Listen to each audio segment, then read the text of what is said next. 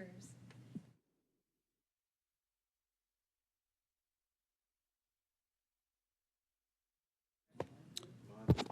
Yes.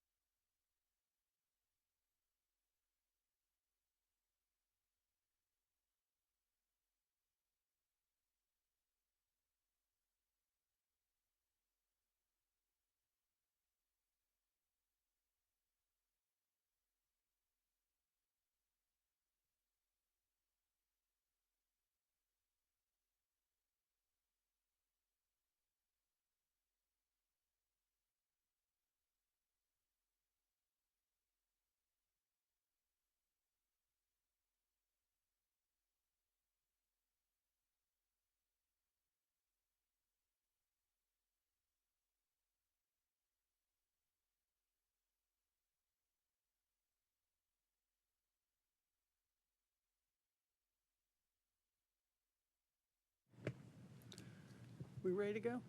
Okay. Good morning. Welcome to the March 28th, 2025 meeting of the Tennessee Public Charter School Commission. A link to view this meeting has been provided on the Commission's website. Hayden, can you please take a roll call of the commissioners? Commissioner Carter, Commissioner Griscom. Here. Commissioner Lehrman, Commissioner Levine, Here. Commissioner Patterson. Here. Commissioner Eddie Smith, Commissioner Lawrence Smith, Here. Chair Richards. Here. Madam Chair, you have a quorum. Thank you. Before we begin, Commissioners Carter, Lehrman, and Eddie Smith notified us of their absences prior to today and are excused. Before I go any further, are there any commissioners who would like to make an opening statement or remarks? Okay, seeing none. Today, the Tennessee Public Charter School Commission will hear reports from committees that met yesterday, followed by several presentations from staff. First, we will begin with any in-person public comment, then we will move into reports from committees. Business operations heard an interagency agreement that requires a vote, as well as some budget updates from Director of Finance Melanie Harrell. Then from the School Performance and Accountability Committee, Director of Authorizing Beth Figueroa will provide some updates on the latest authorizer evaluation report, our renewal criteria, which requires a vote, and the 24-25 school year updates. We will then hear several policy updates and a rule from the Rules Policy and Governance Committee presented by General Counsel Ashley Thomas. We will then move on to presentations from staff. Ashley Thomas will be presenting on open meetings, open records, and conflicts of interest. Beth Figueroa will then give us a refresher on the New Start appeal process. Executive Director Tess Stovall will then present updates to our strategic plan. Director of External Affairs Hayden Pendergrass will then provide an update on the current legislative session, and we will close with the Executive Director update from Tess. Are there any questions or comments regarding our agenda? Seeing none, is there a motion to approve? Move its approval. Second? Second. All in favor, say aye. Aye. Any opposed? The ayes have it, and the agenda is approved. The minutes of the meetings held on January 24th, 2025 have been provided. Does anyone have any edits to make regarding the prior minutes before we proceed? Move their approval. Is there a second? Second. All in favor, please say aye. Aye. The ayes have it, and the minutes are approved. In accordance with Commission Policy 1.200, we have reserved time for up to 30 minutes of public comment. Hayden, can you please let us know how many written comments were submitted and introduce any individuals who have registered for public comment? Madam Chair, we do not have anyone registered for public comment and do not have any written comments submitted. Okay, thank you. All right, we will move on into the agenda. We will now hear a report from our Business Operations Committee. I would like to recognize Commissioner Tom Griscom, who is serving as the temporary chair of this committee, to introduce these items. Thank you, Chris. At the Business Operations Committee, we heard an interagency agreement with the Tennessee Language Center, as well as updates on the FY25, FY26 budgets. I'd like to recognize Melanie Harrell for these updates. Thank you, Chair Griscom. I will start first with our interagency agreement with the Tennessee Language Center, which we are asking for a vote for approval on. Our commission policies require that any contracts over $25,000 come before the body for approval.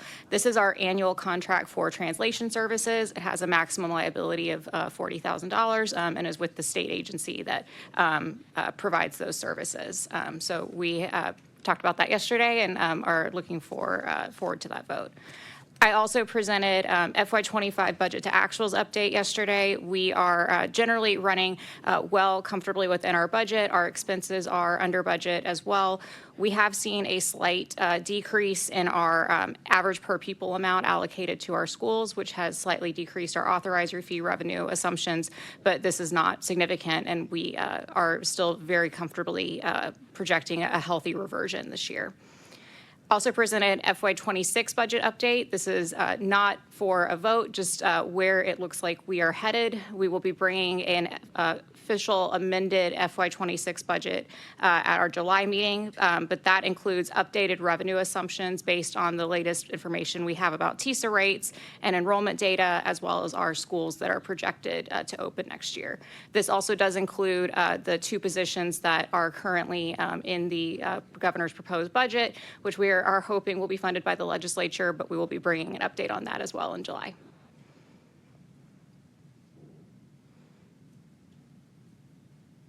Thank you, Melanie. We will go ahead and take up the, thank you, Melanie. We'll go ahead and take up the interagency agreement with the Tennessee Language Center. Do I have a motion to approve that? Yeah, I'll make a motion to approve the interagency agreement with the Tennessee Language Center. Second. All right, all in favor, please say aye. Aye. Any opposed? The ayes have it. Are there any other matters, Commissioner Griscom? We're good? Madam Chair, we're good. Thank you very much. Okay. The next item on our agenda today is a report from the School Performance and Accountability Committee. Commissioner Patterson, I'd like to recognize you to provide the report from the committee's meeting. Thank you, Chairman. The School Performance and Accountability. Thank you, Chairman. The School Performance and Accountability Committee heard updates on the latest authorizer evaluation report, our renewal criteria, and the 24-25 school year. I'd like to recognize Beth Figueroa to present these items for us. Thank you, Commissioner Patterson. As mentioned, the School Performance and Accountability Committee met yesterday to cover a number of items. The first thing was our authorizer evaluation. We were able to report out that the Commission did receive a rating of exemplary. And so while we are excited for the results of that evaluation process that's done by the State Board of Education, we are continuing to address some of the areas that we had identified as some next steps. Next, we had a robust conversation regarding the renewal criteria. This is something that will be voted on first read today, and this is a criteria that will be adopted for our schools to be able to determine whether or not they're on track or off track for renewal. And so that is one of the items that we discussed. We also presented school year updates for 24-25, which included just the conclusion of our site visits for the year. We discussed the status of our schools that are going through the pre-opening process, with all 7 schools currently on track for opening in the fall of 2025. We also discussed the TCAP, which will be taking place in the next few weeks. And then just lastly, I know that this will be covered as a part of the Rules, Policy, and Governance Committee and voted on formally. We also did have a robust conversation about the school performance framework and the updates that are currently being made to that, including discussions around teacher retention as well as student retention. Thank you. That's all we have. Do we have any questions or comments from any commissioners? If not, do I have a motion to approve the renewal criteria on first reading? So moved. All in favor, please say aye. Aye. Opposed? The ayes have it, and the renewal criteria is approved on first reading. Thank you, Commissioner Patterson, for your work and the work of the staff and committee on these items. We had a very robust discussion of this for those of you who weren't here, and we look forward to addressing issues on second consideration.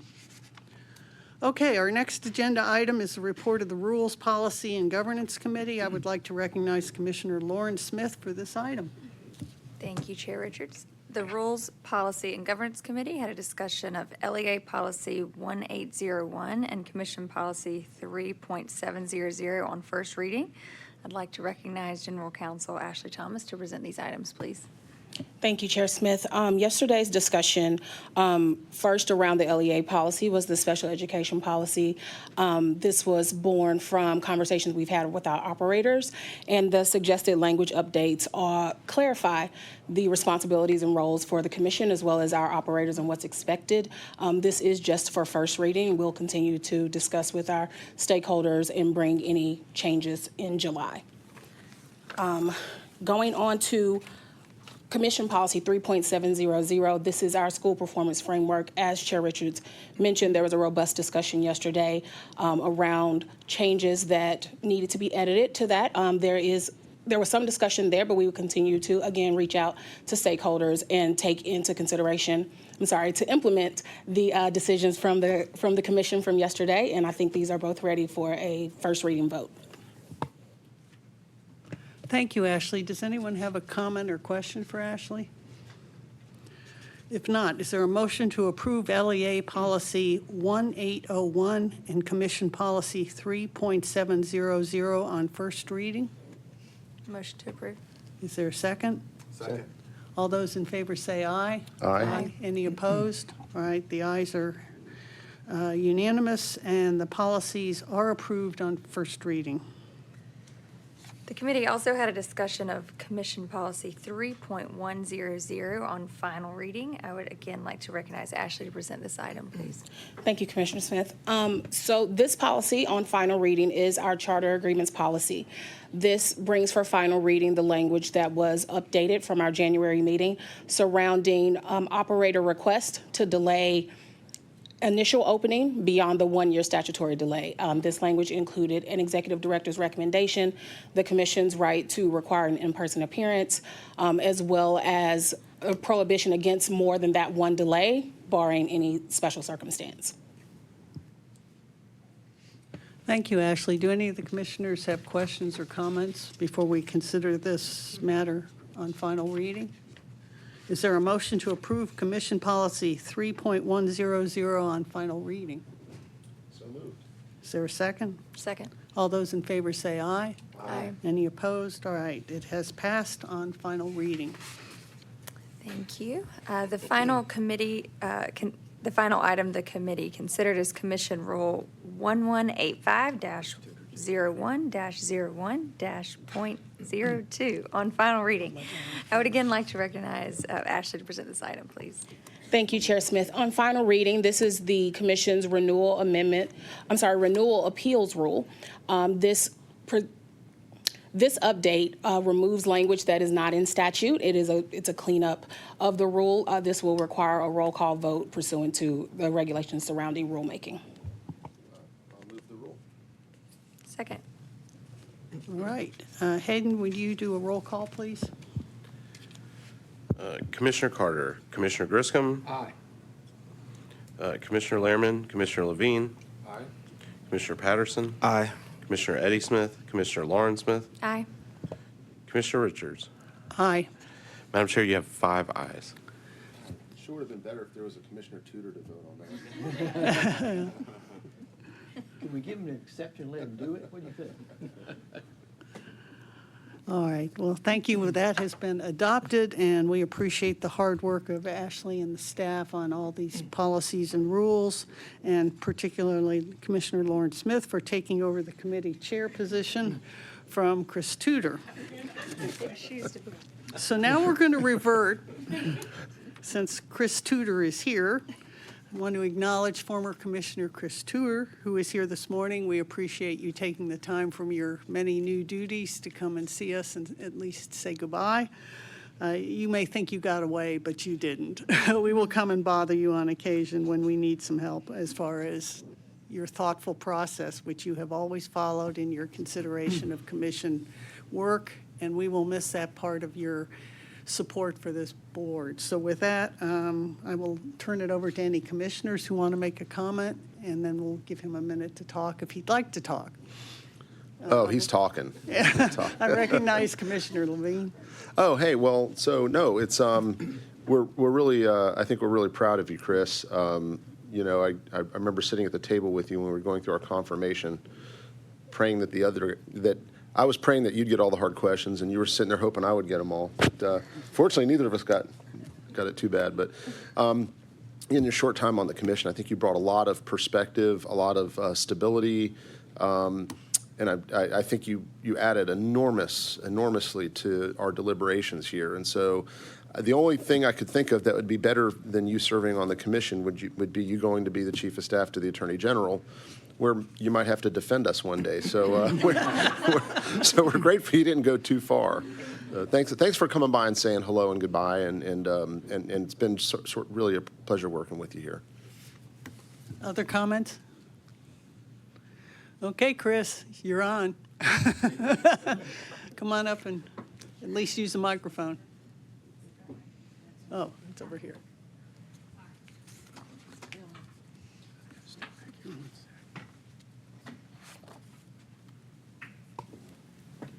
Is this working? I'll be brief because I know there's so much important work to do, but I just wanted to say thank you to each of you on the commission. It's been a tremendous honor and privilege to serve alongside of you as we do this incredible work. To the staff, Tess, your team, just setting the standard for excellence. I've been awed, truly, by your hard work, your professionalism, your graciousness with the people we interact with, and your heart for the kids of this state. I mean that sincerely. So honored to serve alongside you as well. And that's one of the worst parts about taking this job. When I called you, Chair, and you, Tess, and I said, hey, I think it's going to be just fine. I can stay on. You said, hey, aren't you a lawyer? You probably should have checked the statute. So I felt very let down when I found out that I was prohibited from serving now that I'm a state employee. But I am just a short walk away, and hopefully I won't have to interact with you in a professional capacity defending you. But you have another strong ally in that office. And again, my thanks to each of you for the opportunity to serve. My prayers go with you in this incredible work for the children of this state. And we are making a real, tangible, significant impact in the lives of these children and their families. And that's why we're here. So thank you for letting me be a part of that. Well said.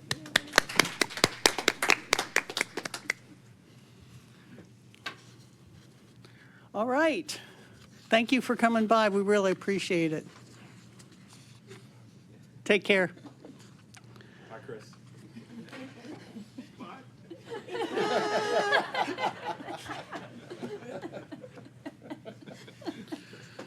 Okay, the next item on our agenda is a presentation from General Counsel Ashley Thomas on open meetings, open records, and conflicts of interest. Ashley, you are recognized. Thank you, Chair Richards. This is our annual refresher on open meetings, open records, and our conflict of interest. Just to level set, any citizen of the state of Tennessee has the right to request inspection of commission records, and the staff works to fulfill that request in accordance with rule and policy. So the quick reminder is everything's a record. All commission documents, all communication, our agendas, disclosure forms, our emails, which is why staff will email you on your official state account. This is just a reminder that if you conduct commission business on your personal account, it is subject to being looked at by me in order to determine if there's anything responsive to a records request. Additionally, because we are a state agency, we are subject to the Open Meetings Act, and state law requires that all meetings be conducted in the open, in the sunshine, and open to the public. A couple of exceptions would be an informal workshop. I feel like we've had a couple of those, as well as any advisory meetings with general counsel. For that reason, all of our quarterly meetings have to be held in person. And so that is why we don't typically offer a virtual option. We have to provide a statement of necessity to the Secretary of State. There's additional notice we have to give, and then we have to provide the public an opportunity to participate virtually. And so that is why all of the meetings have to be held in person. This slide here just goes over compliance with the Open Meetings Act. As you can see, all of that is covered by staff action, the notice, the agenda. As Chair Richards mentioned at the top of this meeting, we do have a policy that allows for public presence and public comment, and then we also maintain minutes of the meeting. If for any reason there's a violation of this act, those decisions are nullified and will have to be taken up at a later meeting. And then finally, the commission's charge is to carry out our duties in a fair and impartial manner. We're all expected to avoid a conflict of interest between any private interests we have and our professional responsibilities as part of the commission. If you want to go to the next slide, Sophie. Thanks. And so to that end, we complete a conflict of interest form annually, the staff as well as the commissioners. That is where we all disclose any actual or perceived conflicts. As we proceed through our work throughout the year, it is possible that these forms need to be updated just depending on what may come before us or what may be an agenda item. If there's ever any question about whether or not something needs to be disclosed, or if you need to recuse yourself from a vote, I just ask that you reach out to myself or to Tess, and we'll sort of discuss that. We want to avoid even the appearance of impropriety and remain, like I said, fair and impartial in our work. So this was the reminder for everybody to submit the signed conflict of interest by April 15th. Happily, everybody here has done it. I will reach out to the commissioners that are not here. Staff has also completed their conflict of interest forms as well. So that is our reminder, but if there are any questions, I'm happy to take them. Are there any questions or comments for our general counsel? Seeing none, thank you so much. This is a very important reminder. We all understand the importance of adhering to these requirements, but we appreciate your willingness to step up and let us know that we're what we've got to do, so thank you. With that, we're going to go to our next agenda item, which is a refresher on the New Start appeals process from Director of Authorizing, Beth Figueroa. Beth, you are recognized. Thank you, Chair Richards. As mentioned, I'm going to go ahead and give us all a refresher of the New Start appeal process. This is something that we believe we should continually be bringing forward as the year progresses, so that way everybody is familiar with the process and how it will all flow. To begin today's conversation, just want to ground the discussion in our quality authorizing standards, which means that beyond the legal obligations of hearing New Start appeals, we are committed to being a quality authorizer, which essentially is granting charters to competent applicants, conducting comprehensive evaluations of the applications themselves, as well as engaging an expert evaluators in the review of our applications. So as we currently stand here in the state of Tennessee, there are 13 active applications, and these are across 5 different counties within the state. You will see in the type of application column that we have quite a variety of applications, some of which will have some unique nuances and context. Later on in the slide, I'll touch on some of them, but you'll see New Start applications, the return of some Exit ASD applications, and then new this year are the Opportunity School applications. So before diving into the New Start appeals process, from the commission standpoint, want to start by the work that our local LEAs are doing regarding the New Start process, because the applications at this time are sitting with them. And so the application process actually begins in December. So in December 2024 was when each sponsor filed their letter of intent with the local district. And then at that time, the local district, they begin reviewing the application, voting on the initial application in April, and then voting on amended applications in July. And so also happening in July is when we are reaching out to the LEAs as well as potential appellants to begin providing training, ensuring that everybody understands the expectations of the process. But it is through this process that an application would make its way to the commission should the local district deny both the initial application as well as the amended application.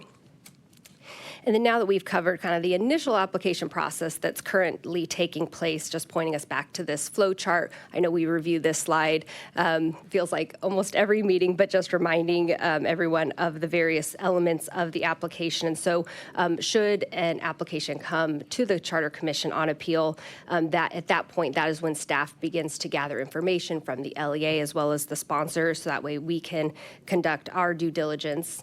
Also, there's a review committee that does their de novo review of the application and conducts their interview, the capacity interview, and then hosting a public hearing. And all of this takes place within 75 days. And so as illustrated by these two charts, the thing to just keep in mind is that this process spans close to a year. And so it's quite rigorous for our applicants, and it's important that we do a good job at reviewing all of those applications. And so key elements of the New Start process, just to dive in a little bit deeper from the prior slide.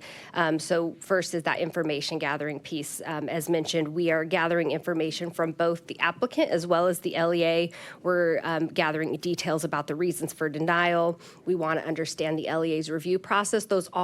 All those items go into what will become the record for that appeal. Another key element is the de novo application review process. And so this is really the work of the review committee as they look at the amended application, utilizing the Tennessee Department of Education rubric, and taking that fresh look at the application. The review committee also conducts their capacity interview with the sponsor so that way they can understand and assess the applicant's ability to implement the proposed plan and model within the application. And at the conclusion of their process, that is when they complete the review committee report. And the next, the public hearing, that's held within the geographical district where the school is proposing to locate. And at that time, they are asked questions to both the applicant as well as the LEA, and we receive public comment. And then lastly, all of that information goes into the executive director's recommendation, which will be provided to commissioners ahead of the October 2025 meeting. So now transitioning to what updates we are making as we look towards our cycle for 2025. And so at the conclusion of each cycle, we are always speaking with those that went through the process. We speak with our LEAs as well as our review committee members. And the purpose of that is to make sure that we are continually improving and that this is an iterative process. And so for the upcoming cycle, one of the items that we have made note of is enhancing our conflict of interest procedures when it comes to our review committee members. So that just means doing additional due diligence and prioritizing that in order to mitigate any situation where we have to adjust review committee members as we go through the process. Next, with our capacity review, it's just important to note here that a member of the governing board is required to be in each capacity review, and so making sure that our applicants and appellants going through that process are well aware of that requirement at the time that they prepare their attendee list. Next, we always are looking at our public comment process, making sure that it is accessible to all and that everybody understands what the process looks like as far as providing public comment. And then in the following slides, I'll touch on the opportunity schools as well as ASD transition schools. But as previously noted, this would be the first cycle that we may consider opportunity charter schools. And then ASD transition schools, as we recall, have some unique nuances that must be considered. And so now just looking at opportunity public charter schools. And so pursuant to Tennessee Code Annotated, opportunity public charter schools are specifically schools that are charter schools, public charter schools designed to serve at-risk students in grades 6 through 12. And a key requirement for these opportunity charter schools is that students must be considered at risk at the time of enrollment. So it ensures that the schools are primarily serving the intended student population. So in order to be classified as at risk, there is a multifaceted, clear definition that defines what is considered at risk, but it's mainly related to academic, behavioral, or familial changes. And again, the list is quite comprehensive of students that qualify. And to accurately assess the performance of these schools within this unique context, I just want to make note that we talked about the school performance framework at our committee meetings. However, it will be important that we, in the near future, get a performance framework that reflects the specific context of these schools. And then lastly, just as a reminder that similar to what we've seen in other cycles, it is possible that we will have some ASD transition schools that come to us on appeal. And these are unique because these schools are not new. They are currently open and operating. And so these schools are nearing the end of their 10-year charter school term. And so looking at those appeals, it is related to applying for a new 10-year charter school. And so the commission's decision in these cases focus on the operator's ability to continue operating the school.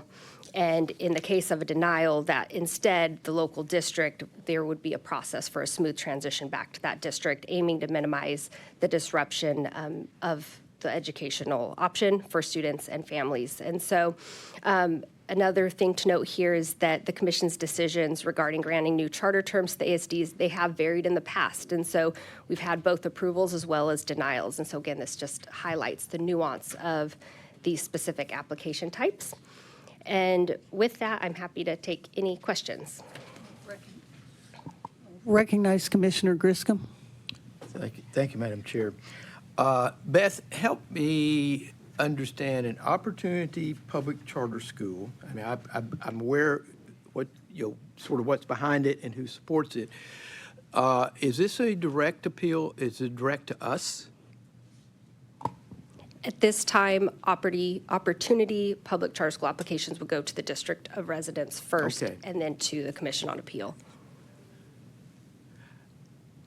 I mean, I think if you don't mind going forward to make sure that's in there so there's a recognition, this follows the current pattern that we're on. Because I thought that was right, but when I didn't see it, I just, because I know that issue of direct to us is out there and being talked about. Second thing is, as we talked yesterday, once we know if there's a change in the amount of time for renewal, that we need to come back in and look at that part so that there's an understanding that you may be looking for a 10-year, but it may be less than that depending on circumstances. And then the other one that I think is really important, because I think I have seen this in my hometown, is I think it's great to ask to have a governing board member there. I would suggest that we want to have a governing board member or members actually as part of the conversation. So there's an understanding on their part of what their role is, that they're not just, potted plants sitting there, but they actually have a real governing role with the charter school. And I think it's important for us to know if that, we've seen this in the past with some of our appeals, that the governing board understands the role, that they do meet the criteria that's required, and that they actually understand the responsibilities and are going to be engaged in the operation and review and support for that charter school. So just want to make those points. Thank you, Madam Chair. I'll recognize Commissioner Lauren Smith. Thank you, Madam Chair. My question kind of follows up on Commissioner Griscom's about the Opportunity Charter Schools. I know there's just a lot of details there. I'm assuming if we do hear an appeal, we'll kind of have a detailed discussion about, any differences we should be aware of around accountability and that sort of thing. Thank you, Commissioner Smith. And so as mentioned, one of the pieces that we are starting to work on as staff is, to your point, understanding the unique nuances and building the framework. So taking our current framework and saying what adjustments would be necessary to capture within that new framework to honor the unique differences of the school. Also, as we go through the application, we have yet to receive the applications, but there are certain questions within the application process that are unique to schools going through the process as an Opportunity Public Charter School, and thinking through the capacity review, what those questions could look like may be different. So that way we make sure that we really understand those unique differences between what we would traditionally see as a New Start school and an Opportunity Charter School. But at this point, we have not received any applications. Yes, Tess? Just to add a little bit, so within the statute, the Department of Education was responsible for determining the calculation of the letter grade for Opportunity Charter Schools, and that had to receive approval by the State Board of Education. And so at this point, that has occurred, and then the Department of Education is responsible for developing the model performance framework for Opportunity Charter Schools. That is in process. So we are waiting to see, as other authorizers in the state are waiting to see, what does the model framework that the department is putting out look like? And then we don't have to accept it wholesale, but we can make some decisions about what adjustments we would want to make in adopting a framework based on what the Department of Education has put out in terms of a model framework. But to this point, the Department of Education has established how the letter grade calculation will differ for these Opportunity Charter Schools. Are there any other questions or comments from commissioners? I just want to say that we appreciate this review of the process. One of the things we have always worked very hard to do is make sure that the public has an opportunity to see our process, to understand our process, and that anyone, whether an applicant or an LEA who is involved in this process, clearly understands what their obligations are, what are the criteria that they need to meet to be successful. And our goal is to make certain that in every matter that comes before the commission, people are treated with fairness and respect. Now, these are contested matters, so somebody is going to leave happy and somebody is going to leave unhappy, and that's the nature of this work. But I want everyone who comes through this process, and I know the whole commission feels this way, to understand they've been treated fairly. So with that, Beth, we appreciate what you're doing. I have also asked the staff, as they said yesterday, with everything that's going on with the legislature, at our July meeting, we will have a specific agenda item to review any legislation that impacts what we do and to help us understand how our obligations may have changed and what we need to be doing. And at that point in time, we can also take up any matters that the DOA is going to be changing in the interim. So thank you so much. Do you have any further comments? Okay, thank you. All right, the next item on our agenda is a presentation on our strategic plan from Executive Director Tess Stovall. Before I recognize Tess, I want to thank Drejan Cummins for all the work she put in for the last year on our strategic plan and visioning.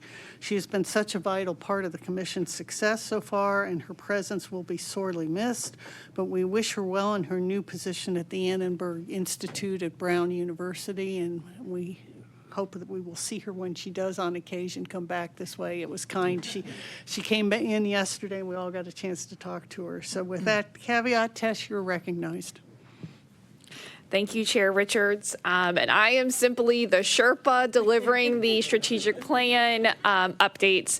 As the commission knows, I was actually reflecting on my way in this morning that I think it was a year ago at this meeting where commissioners called for us to revisit our mission and vision and look at our strategic plan that at that point was nearing year 3. And so we have embarked on a long journey of outside stakeholders coming in for discussion, updating the mission and vision, updating the strategic plan, and updating the benchmarks to come to where we are. It is a beautiful document that Drejan finished before she left. So really just here to ask for approval of the strategic plan. It would go through 2028. I do want to note that, as we've talked about, pending the outcomes of legislative session, I do anticipate that we may need to make some adjustments to this if we have additional responsibilities coming forth. So know that that is on the agenda and on the mind as we move forward. And with that, I'll take any questions. I recognize Commissioner Griscom. I want to make one statement about the strategic plan because I'm glad we did what we did, because clearly as a commission, we have transitioned not only in leadership, but also in what we do, from where we started with 4 schools to now, yesterday we heard we're about to have 24.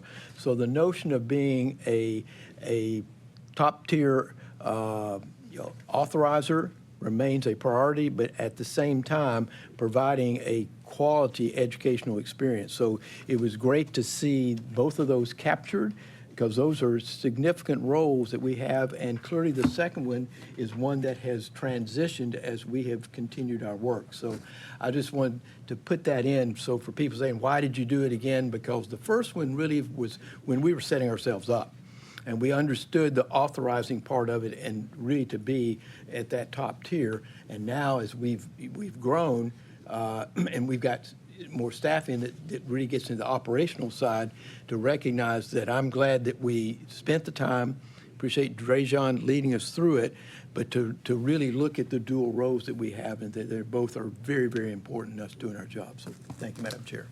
Thank you for the comments. Commissioner Levine? Yeah, I would just say, I mean, I think the emphasis on the words high quality.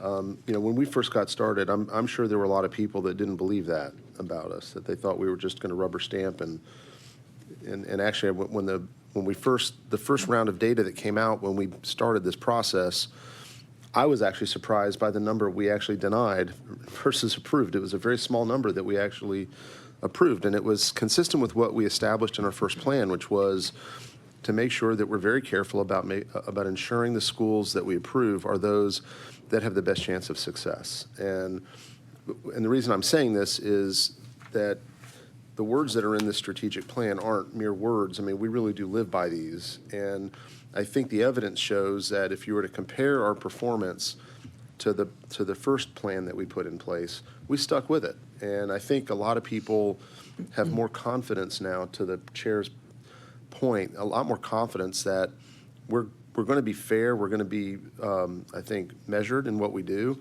And the ultimate objective is just to make sure that these kids get the best possible education so they can finish high school, college, or career ready. And I think so. I commend you on the strategic priorities, and I think we just need to keep at it and stick with our word. Thank you. Any other questions or comments? Okay. We need a motion to approve the strategic plan. So moved. All right. All in favor, say aye. Aye. Anyone opposed? All right. The strategic plan is approved. The next item on our agenda is a policy and legislative update from Director of External Affairs, Hayden Pendergrass. Hayden, you are recognized. Thank you, Madam Chair. This morning, I'm just going to try and touch on the highlights of session, because if I covered everything, we'd be here the rest of the afternoon. So this year, the legislative session started off with a special session, which feels like it was much longer than 2 months ago. Really, the only thing that came out of that affected any of our schools was the inclusion of a $2,000 one-time bonus for any active teacher during this school year. The only requirement for our schools to receive that funding is for each of their governing boards to pass a resolution by June 1st of this year. We've informed all of our boards of that and made sure they're aware of the deadlines, and TDOE will be collecting those resolutions and dispersing the funds. We're supposed to get another update in April in terms of the timing of when that money will be made available to our schools. Moving on, kind of the first item of session was confirmations for Commissioner Patterson, Commissioner Eddie Smith, and our new Commissioner Lehrman. Those all went well, didn't have any real tough questions, and those resolutions have all been signed by the governor now, so they're all on a new 5-year term. Moving on, up next we had our budget hearings in both the House and Senate. As Melanie mentioned earlier, we requested 2 additional staff positions to help support as we continue to grow, especially as we're adding 7 new schools this upcoming school year. We were glad to see those positions included in the budget, and otherwise no real change to our budgetary situation. This first set of bills I kind of want to highlight are not really charter specific, but more statewide application. First up, a ban on cell phones during instructional hours has passed both the House and Senate and is waiting for the governor's signature. The legislature kind of left it up to individual districts to decide how to implement that policy. and each of our governing boards will have to pass some sort of policy before the next school year that covers use of technology in the classroom and any sort of device that can transmit data. Up next, there's a bill working through right now, it's colloquially being called the Say Yes to Recess bill. So it increased the amount of unstructured physical activity time for elementary school students from 130 minutes a week up to 40 minutes per day. This cannot include PE class and is meant to just be unstructured time. That bill's passed the Senate and is sitting in the House Full Education Committee scheduled sometime next week. There's an additional bill that would add some flexibility in terms of hybrid learning for in the event of extreme weather or any sort of other emergency situation. It's got surprising bipartisan support and would allow for 4 days of virtual instruction to count towards the 180-day, excuse me, 180-day instructional time requirement. That bill has reached the Senate floor. It has not been scheduled for a hearing yet. It has been re-referred to the House Education Committee, likely for an amendment to solve a small issue, but I expect that to continue moving forward. Kind of the last big ticket item that doesn't necessarily have much to do with us, but could potentially affect some schools that we'll be seeing on appeal this year is the bill dealing with the wind down of the Achievement School District. Currently, I think this school year there's 3 remaining schools in the ASD, and next school year there will only be 2. The original version of the bill would have just wound down the ASD immediately this summer, which would have left the 2 remaining schools kind of in a awkward position of their applications are currently being reviewed at the local level. If those are denied there, they could potentially come to us on appeal this summer, which the timing of which could have caused an uncomfortable situation. The department's gone back and added an amendment to this bill to allow those 2 schools to work their way through the current process, allow their terms to run out, and the ASD to just naturally unwind itself, as there will be no active schools anymore following the 26-27 school year. Otherwise, there are no real additional changes in that ASD bill that affect the commission. It adds in some new tiered intervention for local schools that fall into certain categories that would replace kind of the ASD structure as it is. No new schools have been added to the ASD since 2016, so this will be the new intervention model for our state to comply with federal regulations. Up next, kind of the big bill that we've been watching this year and that we submitted several items to the governor's office for legislation would be the administration's charter schools bill. There are 5 kind of main things that the bill does. The first 2 are items that we submitted to the governor's office. First would be a number of streamlining items. There's a large number of throughout the application process, there's a large number of things that schools must submit to the department, including letters of intent, the actual application itself, other items that are currently submitted to the department, and we end up having to track down through the course of the application process. This would streamline all of that. Most of those documents would now come directly to the commission. We would be responsible for posting them online and maintaining those records, but that'll just make sure that we have access to all the information we need as the appeal process works out. It also transfers responsibility for the application development and rubric development from the department to the State Board of Education with input from the commission. So that we would certainly expect to work with the state board through making changes on all the various types of applications that exist, as well as the rubrics, and the state board would be the body that would eventually have to sign off on those documents. The next piece is another item we submitted. As Commissioner Griscom mentioned, this would allow more flexibility for renewal appeals. So these are schools that are currently open, their renewal's been denied at the local level, and then they come to us on appeal for a new charter term. This would allow you commissioners to make a decision on how long that term length would be between 5 and 10 years. There was a little concern earlier in the session over the addition of that portion, but I think we've worked that out and everyone's now comfortable with where we are. The last three items that this bill covers were items the governor's office is pursuing. The first would allow state institutions of higher education to sponsor charter schools and would allow them to make the decision whether to apply to their local LEA or directly to the commission. So this would open up a new direct pathway.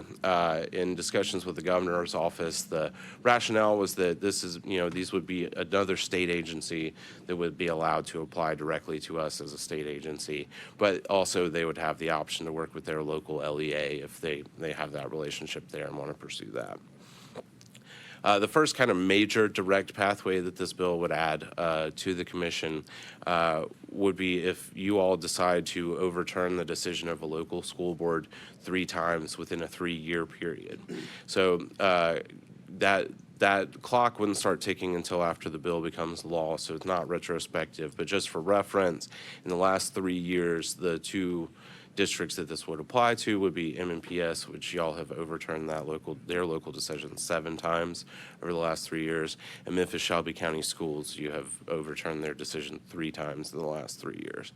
So like I said, this is not retrospective, so those numbers wouldn't count, but just for reference in terms of our appeal decision history, that's kind of where things sit right now. And the final piece of the administration bill would allow what would be called a replication application. This would be for schools that have been open for at least 1 year. They would be allowed to apply to replicate their same model within the same geographical district that they're currently located. So an existing school couldn't apply for replication into a new county where they don't currently operate. The intent would be that this replication application would be a shortened process. There would be less information required because these would be schools that we would already be familiar with. One change to the bill that we requested was to add an amendment allowing you all to rulemaking authority to design this replication process in a way that we would anticipate would mirror our current process and allow for you all to request additional information should a charter network apply for replication that we don't currently oversee one of their schools. We'll certainly, as the bill continues to progress and if it becomes law, we'll certainly have more discussions about the rulemaking that would be required surrounding that process. Right now, the posture of the bill is that it has passed the Senate this past Monday evening and is likely to be heard in the House Full Education Committee next week. We had worked with the governor's office to request a couple extra positions to handle what we assume to be an uptick in direct applications to us. Those 2 positions were not included in the governor's amendment. However, we're working on a couple different fixes to make sure that our staffing level is appropriate for the number of applications we expect to receive. The other bill that we've been directly involved with deals with the Charitable Solicitations Act. The Secretary of State last fall notified us that there was a missed reference from when the commission was created to when the State Board of Education did this appeal and authorizing work. The Charitable Solicitations Act contains an exemption for educational institutions from having to register and pay fees associated with charitable fundraising events.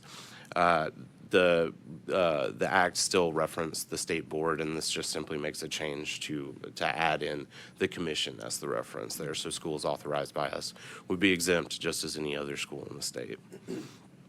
The next bill I'd like to highlight that could directly impact us deals with Memphis-Shelby County School Board situation. I'm sure many of you have seen in the news kind of some of the situation that's gone on down there with their superintendent and school board.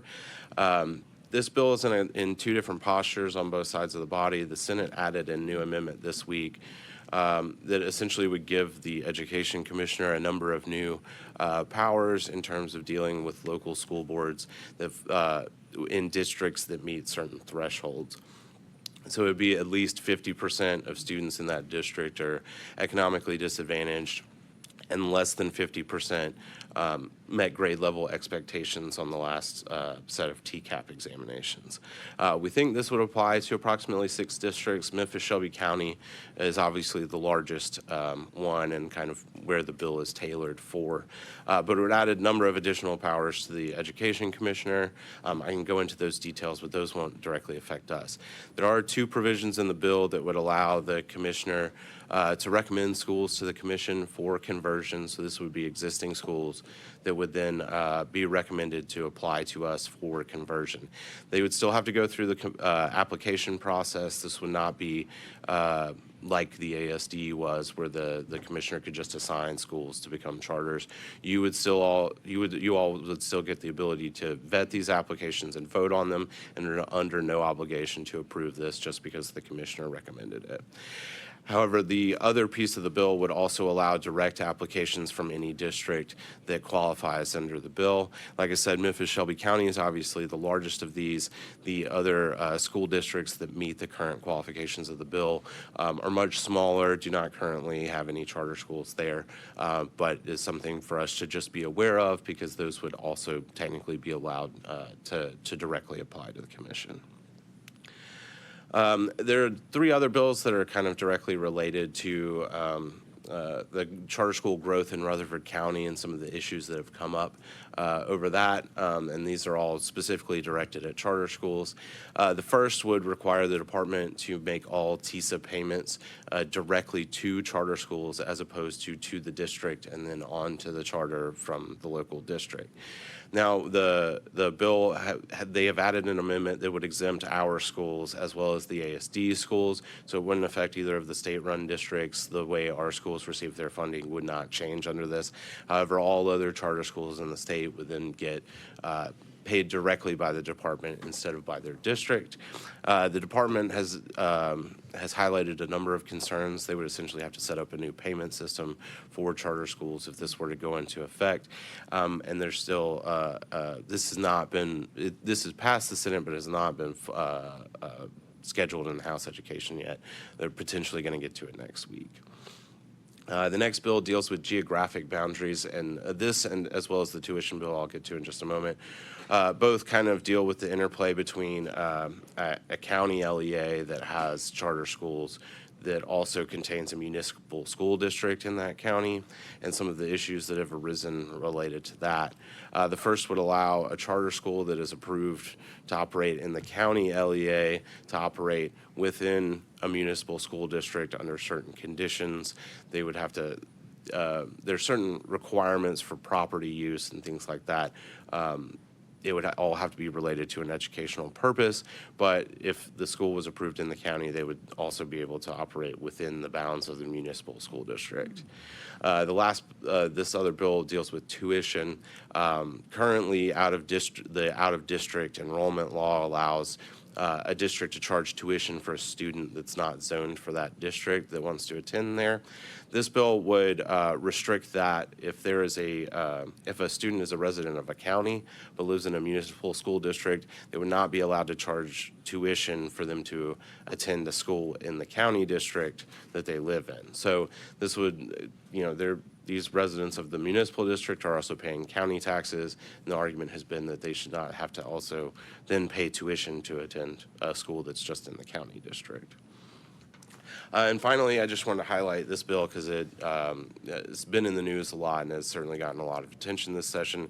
But there's a bill working its way through right now that would allow both LEAs and charter schools to require students to submit proof of legal residency in the U.S. Before enrolling them. The bill would allow those districts or charter schools to deny enrollment or to charge tuition for students that cannot prove they are lawfully in the United States. Obviously, this bill is against current Supreme Court precedent and is likely to end up in a court challenge, but wanted to make you aware, as this would be an option for any charter school in the state should the bill go into effect and isn't immediately enjoined by the courts. All right, Commissioner Griscom? One question on the tuition. So if we have a charter school that's in a county, but it's in a county that has both a city and a county school system, Does that mean that if somebody in the municipal system decides to go to that charter school that's in the county, the tuition would be waived? Right. Thank That's you. correct. And I think that also clarifies that they can attend that charter even though it's in the county. I believe they would still have to have an out-of-district enrollment policy, but they could Okay. not charge tuition They for couldn't charge for a tuition. student that is a resident of the county. Okay, thank you. Other comments or questions for this, on any of this?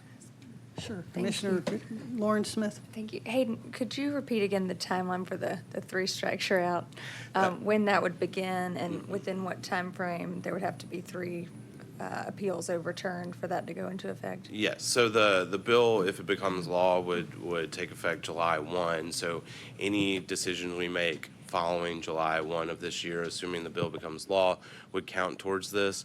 And it would be, you would have to overturn the decision of a local district 3 times within a 3-year period. So it doesn't have to be, it doesn't have to be all at once. It could be spread out over those 3 years. Great, thank you. And then would it be indefinite from there, or is there? So they would be allowed to directly apply for the following 5 years whenever that provision is triggered, and at that point, it would revert back to the local district, assuming you haven't, in the meantime, overturned any additional appeals that might have gone to the local district. Even the sponsors would still have the opportunity to apply at the local level, so there is potential that this could continue on a rolling basis. It would just depend on where those applications were filed. Last clarifying question, does it also relate to renewals or It- just new The, starts? the law doesn't specify what type of application you would be overturning or what sort of decision you'd be overturning, so it could apply to any renewal appeals, any sort of appeal that y'all hear. If you overturn the decision of the local district, that counts towards those 3 decisions. Other questions or comments? All right, Hayden, thank you so much. If there's anything any of us can do to help you, you have by far the toughest job of anybody sitting in this room. All respect to the other staff members for the next month. Thanks. Well, the governor's budget amendment is out, so there's light at the end of the tunnel. Great, thank you. All right, the final item on our agenda today will be updates from our Executive Director, Tess Stovall. Tess, you're recognized. Thank you, Chair Richards. And I will say, staff was joking yesterday that we know that the end is in sight when the parking garage has less cars. And that is our, other than Hayden seeing the light, we can also see there are fewer cars in the parking lot. So just a couple of final updates, things that we've discussed so far. I've listed out the remaining meetings for the year. Anticipate July to be a heavy meeting, as well as our typical New Start appeals in October. We will be polling and hopefully bringing 2026 meetings to the July meeting for approval, with a note that we will be holding any polling until we get a sense of responsibilities, because I do anticipate that if there is a direct pathway that is approved, we will have to have an additional meeting or 2. So just putting that on everyone's radar. So we're going to hold on polling anyone until we know what any additional responsibilities may be coming our way. As we've discussed, Commissioner Tudor has rolled off, and so the governor's office is aware and is starting to look for his replacement. I did want to remind commissioners that statutorily we do have to have 3 from each grade division, and the majority of commissioners have to live in a district that has a charter school. So that does put some constraints around the replacement for Commissioner Tudor. And then finally, just as an FYI, one of the things that the staff has put together is an overview, a high-level overview of our work streams by quarter, to both for visibility of staff, visibility for commissioners, and also visibility for operators of what are the key things that all of our teams are doing throughout the year. particularly as we grow in scale, we feel like this is an important document for us to share and talk about. So I've included it as a reference point for you all, just to get a sense of all of the work streams that are happening on a quarterly basis and kind of the ebbs and flows of the work. And Chair Richards and I talked about that we've added on a provision about our annual meeting cadence and what we hear annually. So yesterday I was adding a page 2 to this document to talk about what are the things we always do in our Q2 meeting, Q3 meeting, et cetera, so that both it's written down and as future iterations of the commission come on board, they have that as a reference point. And with that, I'll take any final questions. Are there any questions or comments for our executive director? Seeing none, are there any final comments from any commissioners before we solicit a motion to adjourn? Madam Chair, see, I had to step out when former Commissioner Tudor gave his remarks. I heard some of the reaction behind the door I was at, but I had a call that I needed to take. I just want to put on the record that, similar to what Commissioner Levine said, it was great having Chris as a commissioner. I think he brought a lot to us, and just wish him the best in his new position. And then I would add, I'm glad he had to be confirmed once, so now he's in a job where he doesn't have to be confirmed again. He at least had the experience of going through that. So I just want to put on the record and just wish Chris the best. Thank you. Are there any other comments, questions?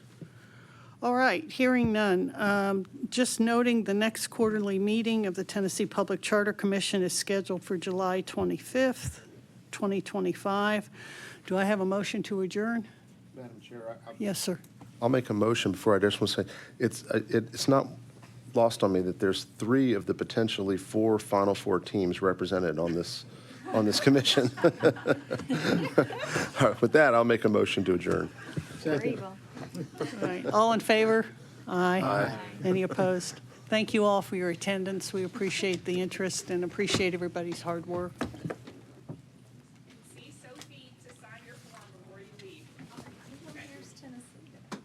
Oh, is anybody a Tennessee fan here?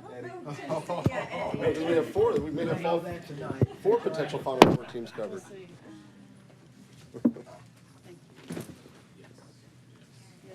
I don't know, I'm going to tell you. Alabama is going to give us a run for our money. Yeah, but we, like anything, they're hot and cold. Yeah, it just depends upon, yeah, it just depends.